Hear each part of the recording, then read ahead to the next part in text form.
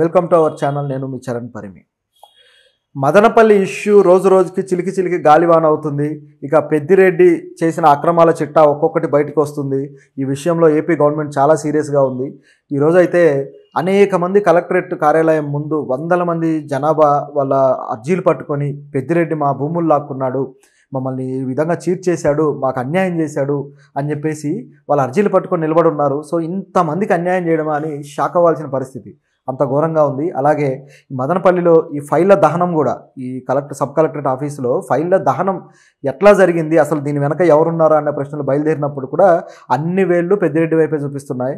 So మాజీ మంత్రి, వైసీపీలో ఎంతో కీలకమైన నాయకుడు, ఎమ్మెల్యే పెద్దిరెడ్డి రామచంద్రారెడ్డి ఇప్పుడు అన్ని విధాలుగా కూడా కార్నర్ అయ్యే పరిస్థితి వచ్చింది. సో ఆయన్ని ఏపీ డీజీపీతో సహా డీజీపీ, సిఐడి చీఫ్లు కూడా వెళ్ళి అక్కడ మదనపల్లిలో తిష్ట వేశారు. అక్కడ మొత్తం పరిశీలించి వాళ్ళు పరిశీలించిన దాన్ని బట్టి ఇది కేవలం షార్ట్ సర్క్యూట్ కాదు, ఈ ఫైళ్ళ దహనం అనేది పూర్తిగా ఇదేదో కుట్రతో జరిగింది అని చెప్పేసి వాళ్ళు కూడా నివేదిక ఇచ్చారు. సో ఇక నుంచి ఇప్పుడు సిఐడి దర్యాప్తు స్టార్ట్ అయిపోయింది. ఇక ఆ దర్యాప్తులో ఏమేమి విషయాలు వెలుగులోకి వస్తాయి, అసలు ఆ ఫైళ్ళ దహనం వెనుక ఏం జరిగింది అనేది చూద్దాం. దాంతోపాటు అక్కడి ప్రజలకు ఆయన చేసిన అన్యాయం కావచ్చు, అక్కడ ఆయన పరిపాలన ఏ విధంగా ఉందనేది ఒకసారి గమనిస్తే, ఆయన రోడ్డు కూడా ఓపెన్ చేయడం జరిగింది. ఆయన ఇంటికి ఈ కార్పొరేషన్ శాఖ నుంచి రోడ్డు వేయించుకొని ఆ రోడ్లో ఇంకెవరూ వెళ్లకుండా గేట్లు వేసేసి మూసేసిన పరిస్థితి ఉంది. ఆ రోడ్డు మొత్తాన్ని పార్కింగ్ వాడుకోవటం కానీ ఈ విధంగా చేస్తూ వచ్చాడు.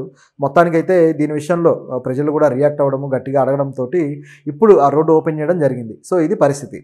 అయితే ఈ పెద్దిరెడ్డి గత ప్రభుత్వంలో ఆయన చేసిన పని ఏంటంటే, అనేక అక్రమాలు, ఇప్పుడు ఏదైతే కరకట్ట మీద కూడా కొన్ని ఫైళ్ళు దహనం జరిగింది, కృష్ణానది కరకట్ట మీద. సో అక్కడ కూడా అనేక అక్రమాలకు సంబంధించిన ఫైళ్ళు దహనం చేశారు అన్న ఆరోపణ వచ్చింది. ఈయన పర్యాటక శాఖ అట్లాగే అటవీ శాఖకు సంబంధించి ఈ ముఖ్యంగా ఆ ఫైళ్ళని కరకట్ట మీద దహనం చేశాడని చెప్పేసి అప్పట్లో ఒక వ్యక్తి కేసు పెట్టడం ఇదంతా అయింది. దాంతోపాటు గత ఆదివారం ఇక్కడ మదనపల్లిలో కలెక్టరేట్ ఆఫీస్లో ఒక ఫైళ్ళు ఉండే ఏదైతే రూమ్ ఉందో ఆ రూమ్ వచ్చేసి 22A సెక్షన్ అనమాట. సో ఈ రూమ్లో ఫైళ్ళ దహనం జరిగింది. అంటే ఫైళ్ళు తగలబడిపోయాయి, దగ్ధమైనాయి. ఇందులో దాదాపు 2400 ఫైళ్ళ కన్నా ఎక్కువగా ఉన్నాయి ఫైల్స్. ఈ ఫైల్స్ దాదాపు కేవలం ఇప్పుడు మిగిలిందైతే 700 ఫైల్స్ మాత్రమే మిగిలాయి, మిగతాయి అన్నీ కూడా తగలబడిపోయాయి. ఇది పరిస్థితి. సో ఇందులో ఆయన చేసిన అక్రమాలకు సంబంధించినవి ఉన్నాయి.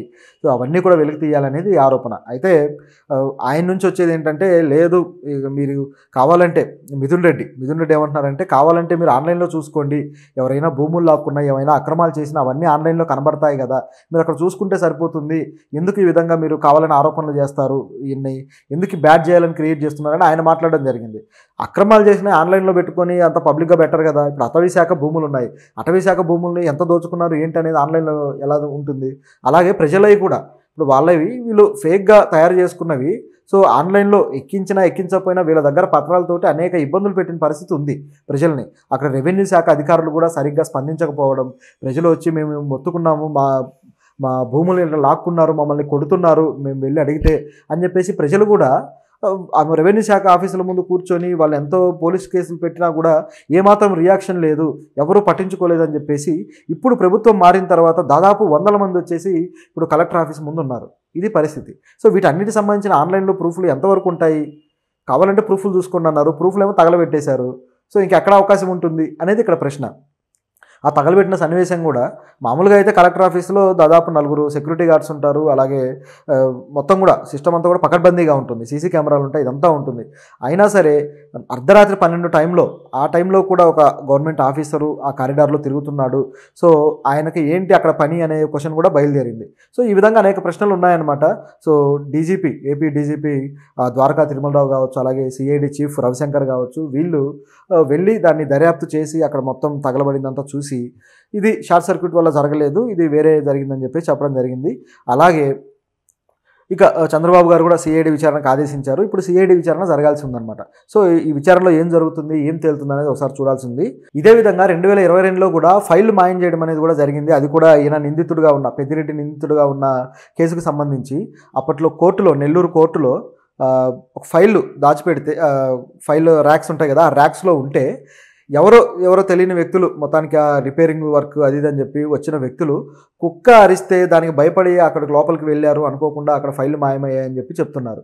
నిజానికి కొట్టేయడానికి వచ్చిన వాళ్ళే అక్కడికి వెళ్ళి అక్కడ కూడా అనేక ఫైల్స్ ఉంటాయి, వేల ఫైల్స్ ఉంటాయి.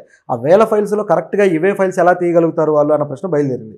సో అవి కూడా కొట్టేయడం జరిగింది, అక్కడ ప్రూఫ్లు లేకుండా చేశారు. తర్వాత ప్రభుత్వం మారిన తర్వాత వైసీపీ ప్రభుత్వంలో జగన్ ఇక ఆ కేసును వెనక్కి తీసుకునే ప్రయత్నం చేశాడు, ఆ కేసులే వద్దు అన్నట్టుగా. సో కానీ దానికి సుప్రీంకోర్టు ఒప్పుకోలేదు, లేదు ఆ కేసు నడవాల్సిందే అని చెప్పేసి. అంటే ఇక ఆయన ఆగిపోయాడు. మొత్తానికైతే ఆ కేసు ముందుకు వెళ్లకుండా ఏదో ప్రయత్నాలు చేసుకుంటూ వచ్చారు వాళ్ళ ప్రభుత్వంలో. ఇప్పుడు ప్రభుత్వం మారింది కాబట్టి ఈ కేసు విషయంలో కూడా, ఈ ఫైల్స్ మాయమైన విషయంలో కూడా మళ్ళీ కేసు బుక్ అయ్యే అవకాశం ఉంది, అది కూడా విచారణ జరిగే పరిస్థితి అయితే ఉంది. సో ఇది ఈ విధంగా ఉంటే మద్యం అక్రమాలకు సంబంధించిన ఫైళ్లు కూడా మాయం చేశారు అన్న కేసు అయితే ఉంది. సో దీనికి సంబంధించి చూస్తే గత ప్రభుత్వానికి సంబంధించి ఆయన ఐఆర్టీఆర్ మాజీ అధికారి వాసుదేవరెడ్డి, ఈ వాసుదేవరెడ్డి కొన్ని ఫైల్స్ని తన కారులో పెట్టుకొని తీసుకెళ్తున్నట్టుగా ఎవరో చూసిన దాన్ని వాళ్ళు తిరిగి పోలీసులకు చెప్పడము, దాని మీద కూడా కేసు నమోదవడం జరిగింది. మామూలుగా అయితే మద్యం అక్రమాల మీద నిన్ననే అసెంబ్లీలో సిఐడి విచారణకి చంద్రబాబు ఆదేశించడము, మొత్తం శాసనసభ అంతా కూడా దానికి ఆమోదం తెలపడం చూసాం. సో సిఐడి విచారణ ఆల్రెడీ స్టార్ట్ అయింది. సో దాంట్లో ఈయన ఇప్పుడు వాసుదేవరెడ్డి కూడా ఒక నిందితుడిగా ఉన్నాడు. సో ఇప్పుడు ఆ ఫైళ్ళ విషయం కూడా తేలాల్సి ఉంది.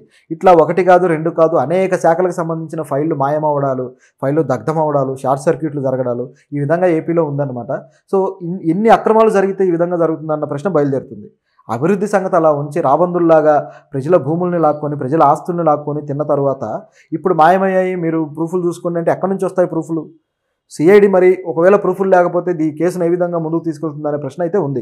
కానీ ఇలాంటి వాళ్ళందరికీ శిక్ష పడాల్సిన పరిస్థితి అయితే ఉంది. ఈ మద్యం అక్రమాల విషయంలో అయితే వాసుదేవరెడ్డి మీద వేటు వేయడం జరిగింది. సో ఇది ఇక్కడ ఉన్న పరిస్థితి. అలాగే మిగతా అధికారులు కూడా ఏవైతే ఈ ఫైళ్ళ దహనం ఉంది కదా, ఈ ఫైళ్ళ దగ్ధం విషయంలో కూడా కొంతమంది అధికారులు అనుమానితులు ఉన్నారు. సో వీళ్ళని విచారణిస్తూ ఉన్నారు.